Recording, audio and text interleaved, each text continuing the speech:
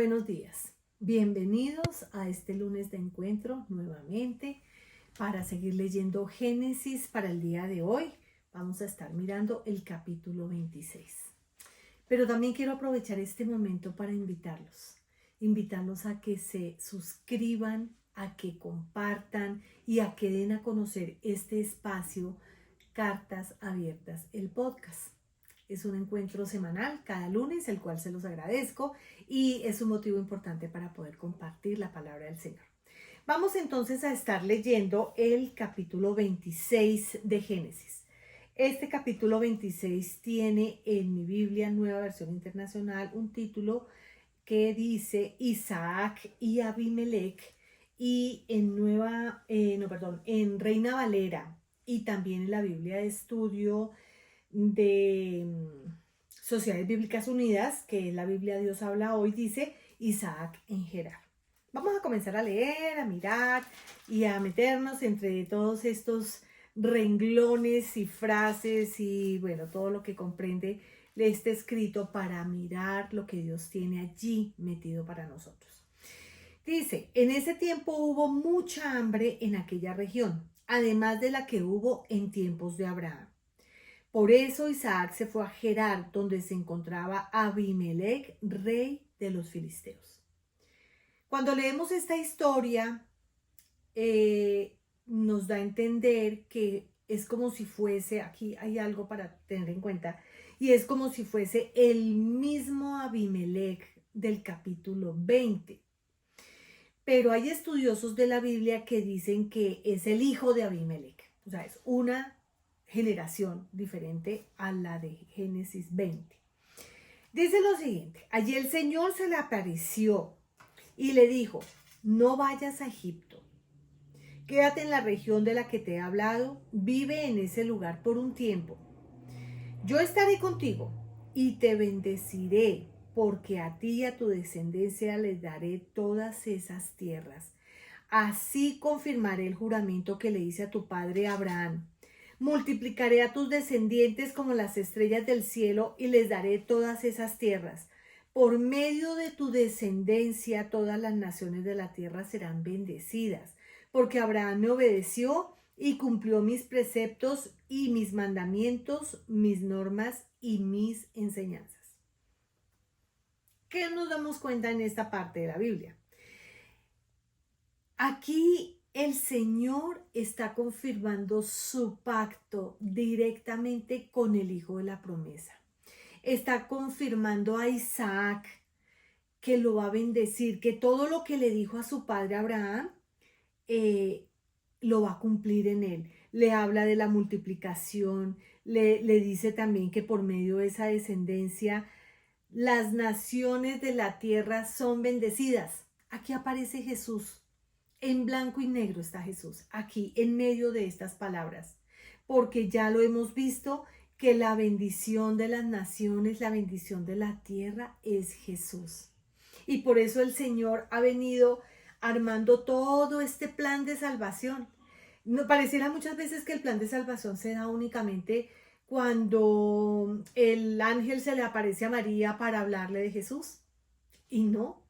Desde los antiguos, desde los inicios, vemos cómo el plan de salvación estaba ya poniéndose en marcha a través de todo lo que el Señor nos ha enseñado y nos ha mostrado de cómo lo hizo. Entonces aquí le está hablando de esa confirmación al mismo Isaac y le está hablando de confirmar el juramento que le hizo a Abraham.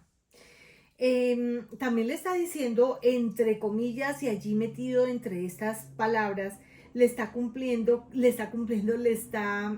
diciendo que él va a estar, que Dios mismo va a estar en el cumplimiento, va a haber como una asistencia divina en medio de todo lo que Isaac va a desarrollar. Versículo 6 dice, Isaac se quedó en Gerar, y cuando la gente del lugar le preguntaba a Isaac acerca de su esposa, él respondía que ella era su hermana. ¿Recuerdan esa misma historia? Y uno dice, ¿vuelve y se repite la historia? ¿Es lo mismo? Tan bella era Rebeca que Isaac tenía miedo de decir que era su esposa, pues pensaba que por causa de ella podrían matarlo. Una historia muy familiar. Algún tiempo después, mientras Abimelec, el rey de los filisteos, miraba por una ventana, vio a Isaac acariciando a su esposa Rebeca y entonces lo manda a llamar. Y vuelve y se repite un parlamento de por qué lo hiciste, de por qué me engañaste, de por qué hay una mentira de por medio. Y él le dice, alguno de nosotros podría haberse acostado con tu esposa y tú nos habrías hecho a todos culpables de ese pecado. Si alguien molesta a este hombre o a su esposo, será condenado a muerte. Esa fue una sentencia que Abimelec le dio a su pueblo después de conocer la verdad. Son historias muy parecidas, en unos contextos muy similares de la mentira, del engaño. Y quisiera uno preguntarse, pero ¿por qué suceden cosas como lo que hablamos en el episodio anterior acerca de la infertilidad o esterilidad de las mujeres? ¿Por qué motivo estas historias se repiten en varias partes de Génesis? ¿Por qué? Entonces, quisiéramos mirarlo no como una repetición, sino que Dios quiere mostrar, por ejemplo, que a pesar de que hay hombres con un propósito específico, o sea, aquí nos damos cuenta, Abraham un propósito específico, Isaac un propósito específico de pacto, ¿por qué les pasa como lo mismo? Y entonces podríamos mirarlo desde el punto de vista en donde el Señor está mostrando la humanidad aún de hombres que tiene destinados, que tiene apartados para propósitos especiales en la humanidad. Y muestra esa misma humanidad imperfecta, porque el ser humano por naturaleza no es inmune a cometer errores, no es inmune a estar expuesto a fallas, a errores humanos. Somos humanos. Y eso es lo que Él quiere, lo que Dios quiere también mostrarnos. O sea, ¿cómo es posible que Abraham, un hombre de la fe, un patriarca bajo las características que él tuvo, pasó por esa situación y su hijo pasa por la misma situación? Pero a pesar de eso, en ellos estaba encabezada, ya formada parte el plan de salvación. Entonces es básicamente, si lo queremos mirar, es para, el Señor nos quiere mostrar la debilidad humana, el pecado que hay en nosotros como seres humanos, que aún teniendo un corazón dispuesto a Dios, no somos inmunes del error, no somos como apartados de cometer pecado. ¿Sí? Eso es pecado. Aquí a través de estos relatos se muestra, digamos, el pecado que cobijaba fácilmente, que era el adulterio, vemos el engaño, vemos una mentira disfrazada, ¿sí? Pero a pesar de todo eso, la palabra del Señor también muestra la intervención de Dios, la intervención divina para el cumplimiento de la promesa. Y esto nos lleva a reflexionar de que nosotros, a pesar de las fallas y los errores que podamos cometer, podemos clamar a Dios por su intervención divina para que el propósito por el cual nosotros fuimos traídos a este planeta Tierra se cumpla. Porque podemos fallar y muchas veces hemos fallado aún teniendo un corazón dispuesto a Dios. Pero aún a pesar de todo eso sí podemos clamar esa voluntad firme de Dios en nuestra vida para que se cumpla aún a pesar de nuestras fallas humanas. Entonces, este podría ser como ese contexto al cual podemos llevar como la repetición de esta misma falta o pecado que ocurrió con Abraham y pues se repite con Isaac. Versículo 12 dice, Isaac sembró en aquella región y ese año cosechó al 100 por 1, porque el Señor lo había bendecido. Y esta palabra, esta frase es clave. Nosotros, sus hijos, sí o sí vamos a ser prósperos y bendecidos porque la bendición del Señor está sobre nuestras vidas. Pueden haber dificultades, podremos tener errores, pero si nosotros levantamos nuestros ojos al cielo, al Creador del cielo y de la tierra, nosotros vamos a ser favorecidos de parte de Él. Versículo 13, dice, así Isaac fue acumulando riquezas hasta que llegó a ser muy rico. Pero resulta que esta bendición que Isaac estaba recibiendo ante los ojos de algunas personas que estaban allí pendientes, porque ellos no pasaban desapercibidos, comenzó a generar problemas. Pero por el corazón de las personas, porque comenzaron a sentir envidia, comenzaron a verlos con malos ojos debido a la bendición que recibían de parte de Dios. Entonces, versículo 13, así Isaac fue acumulando riquezas hasta que llegó a ser muy rico. Esto causó que los filisteos comenzaran a tenerle envidia, pues llegó a tener muchas ovejas, vacas y siervos. El corazón de los que están alrededor les generó envidia por lo que sus ojos veían acerca de la bendición depositada sobre su vida. Entonces Abimelech entra en escena y comienza como a hablar con Isaac y a llegar como a un acuerdo. ¿Por qué motivo? Porque también los filisteos habían cegado pozos de agua que Abraham mismo había abierto, ¿sí? Que él había cavado. Entonces ellos comienzan a cegarse, comienzan a generar problemas y allí entra Abimelech y le dice lo siguiente, le dice, aléjate de nosotros, pues ya eres más poderoso que nosotros mismos. Entonces, fuera de la envidia que comenzaron a sentir, también comenzaron a sentir miedo, porque veían que se estaba formando un pueblo poderoso. Entonces Isaac se fue de allí y acampó en el valle de Gerar, donde se quedó a vivir. Abrió nuevamente pozos de agua que habían sido cavados en tiempos de su padre Abraham y que los filisteos habían tapado después de su muerte, y les puso los mismos nombres que su padre les había dado en ese momento. Pero siguen los problemas. Versículo 19 dice, cierta vez cuando los siervos de Isaac estaban cavando en el valle, encontraron un manantial. Pero los pastores de Gerar discutieron acaloradamente con los pastores de Isaac, alegando que el agua era de ellos. Por eso Isaac llamó a ese pozo pleito. Y nos vamos a dar cuenta de esos nombres que él le va colocando. A ese pozo lo llamaron pleito, porque había peleado con él.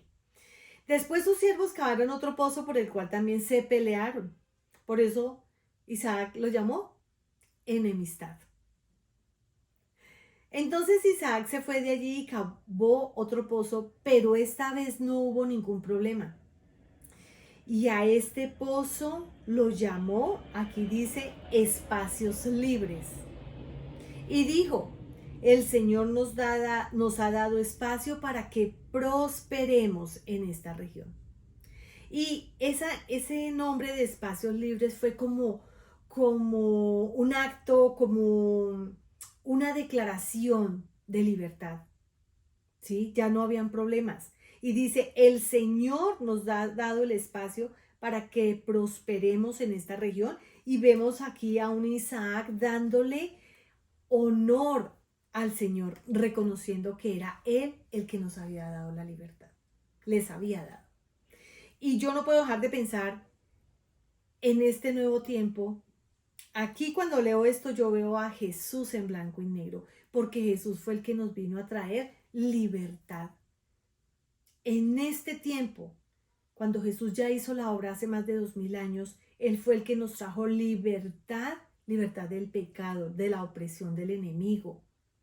Vivimos libres en Él.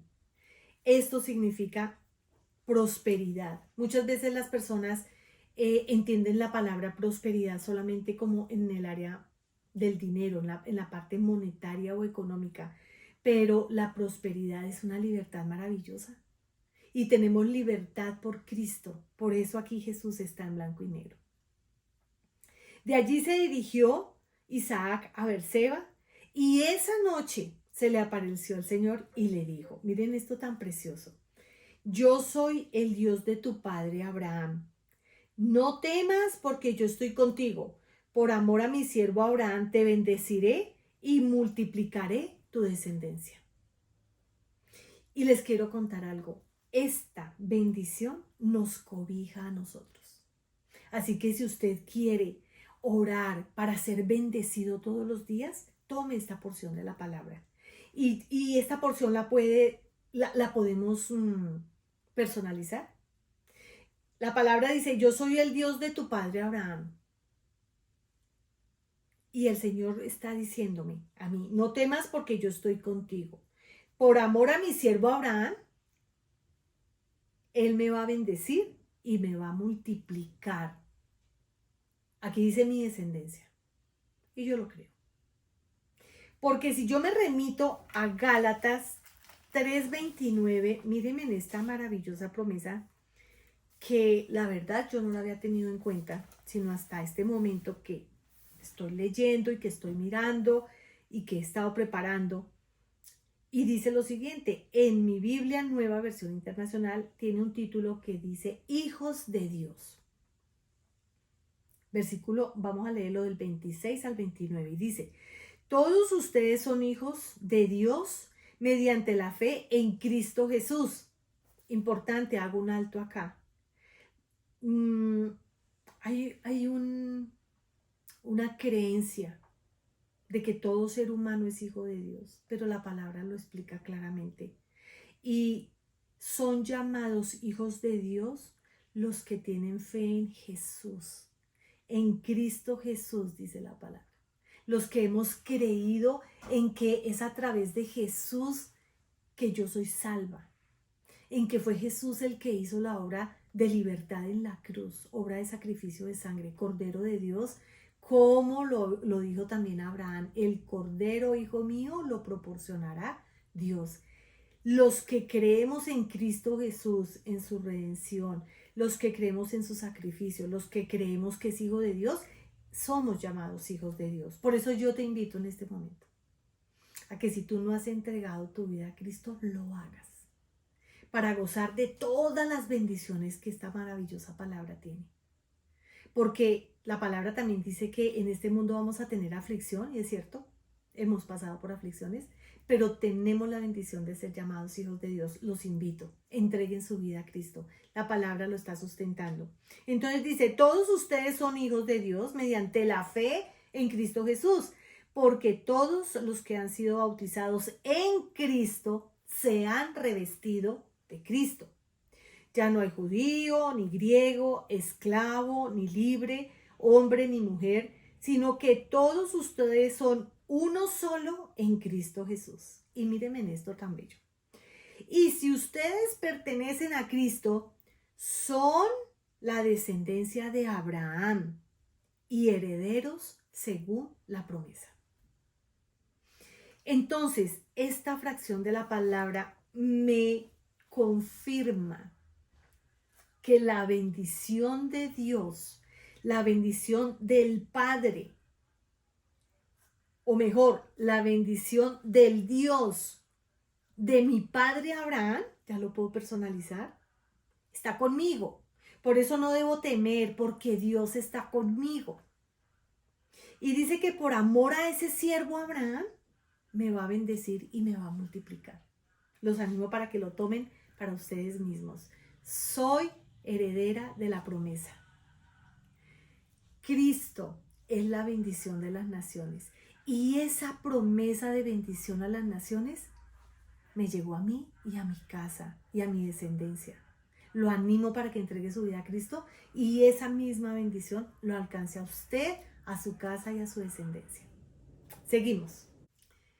Versículo 25 dice lo siguiente.